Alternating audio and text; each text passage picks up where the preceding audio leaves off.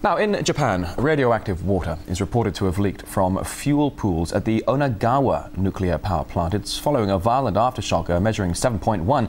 The plant is less than 100 kilometers from the stricken Fukushima plant, which is still said to be made safe.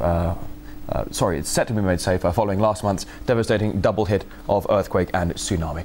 Let's get some more developments on this. We'll discuss how events might develop. Joined now live by Philip White from the Citizens Nuclear Information Center in Tokyo. So we're now hearing about a leak at another power plant, that of Onagawa, but we know very little at this point. Do you think this could be another case of the government stifling what information that people should be and deserve to be informed of? I think very little is known about what is really happening inside the Onagawa plant. The focus has been so exclusively on the Fukushima plant, which is certainly in much more serious condition, that nobody has really looked, certainly no independent people have really looked closely at what's happening at Onagawa. Of course, it was isolated by the tsunami a few weeks ago. All around it was devastated. It's hard to imagine that that plant is in a sound condition. 3.5 years ago, large, not as big as this recent one, but a large earthquake hit a different plant in Japan, and it took 3 or so years to bring the first of those back online after extensive inspections, and there's still a lot of criticism about bringing that back online. The Onagawa plant will take at least as long as that to bring back online, and nobody really knows what's going on there. Well, when you talk about this, we now talk about the Onagawa nuclear plant, of course the Fukushima nuclear plant. You were speaking of another power plant. Why has Japan been so reliant upon nuclear energy, considering its seismic location? There are alternatives. There are certainly alternatives, but when Japan went into nuclear energy, they first set up a policy about 50 years ago, and they actually started implementing it by bringing on nuclear power plants. 40 years ago.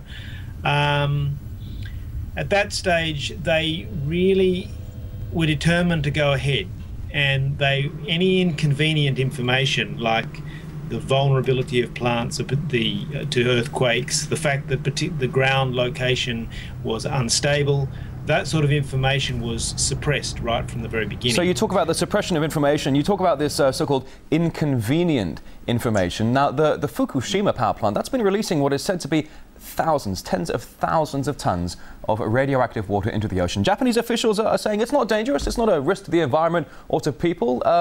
Is that accurate? It's hard to believe. I think the notion that you could just release radioactive material or any pollutant into the sea was rejected a few decades ago. And now, as a sort of inevitable and unavoidable situation, at least they say it's unavoidable, they are being forced to release radioactive material to sea. And so they now are trying to tell people that it's not going to be a big problem. But, I mean, it goes against the fundamental principles of environmental conservation. So at that level, I think you have to reject it. But, I mean, do they have any choices? We recommended, for example, they bring in barges and tankers and the like and fill those up for the time being. In the long term, this water is just pouring through the reactors. They have to pour water into reactors to cool them, but then that just flows out.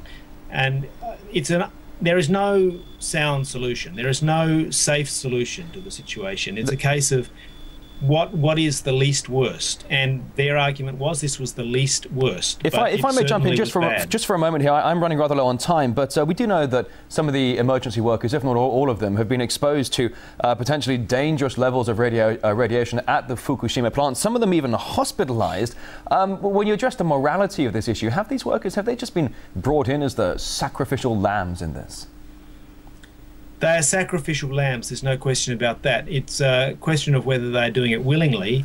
I really do honour the commitment of those workers. My impression is, and of course I don't have direct contact with them, my impression is that they see this as a duty and that they have to go through with it.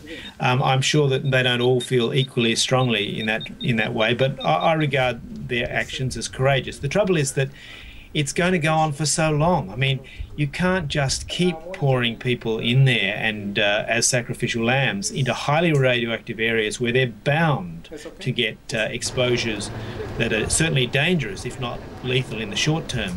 So, but then if you just leave it, if you just abandon the site, then the situation is worse. So I think it's morally wrong that those people should be put in that situation, but the moral responsibility goes back many, many years to the time where they made decisions to build these plants, where new information came in and they didn't respond to it, where they justified continuing with existing standards or only slight modifications to standards. Well, you talk about continuing with existing standards. You know, we've got the Fukushima power plant, the Onagawa power plant now looking like it's in trouble from the aftershock that came less than 24 hours ago at this point in Japan. Philip White, we're out of time, but thank you for joining us. Thank you. Philip White from Citizens Nuclear Information Centre.